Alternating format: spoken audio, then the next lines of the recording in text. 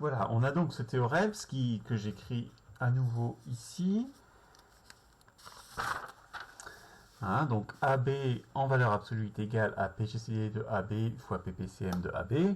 C'est notamment intéressant lorsque A et B sont premiers entre eux, puisque dans ces cas-là, le PGCD est égal à 1, et donc le PPCM de deux nombres premiers entre eux est égal à leur produit, en tout cas à la valeur absolue de leur produit. Ce que vous saviez déjà par expérience de toute façon.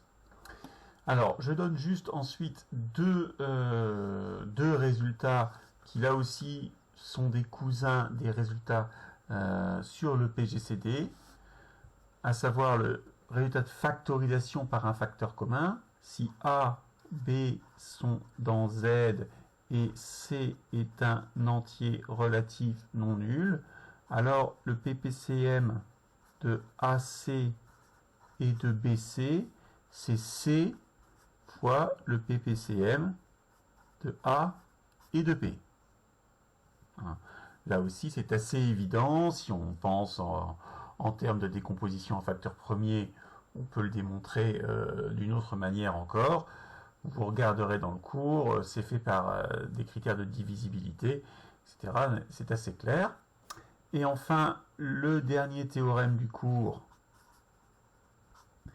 toujours avec A et B dans Z, on les prend dans Z étoile cette fois-ci, donc ils sont tous les deux non nuls, et on écrit la chose suivante, que le PPCM de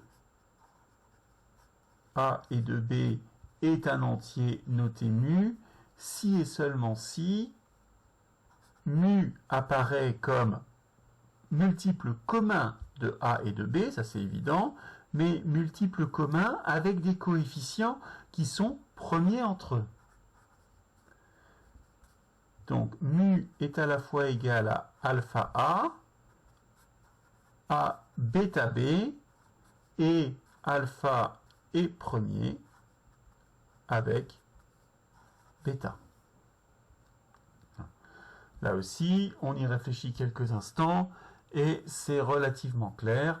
Voilà, la démonstration est dans le cours sous une forme en double implication, purement dans l'idée du chapitre, mais je pense qu'on pourrait la faire aussi autrement. Voilà, donc ça c'était pour le PPCM, avoir quelques idées là-dessus, mais encore une fois qu'il est défini, hein, une fois qu'on se rappelle que l'ensemble des produits, l'ensemble des multiples d'un entier A c'est AZ et qu'on a bien calé la définition du PPCM, ça se passe relativement bien. Donc là-dessus, on en reparlera sans doute pas dans la suite ou à peine.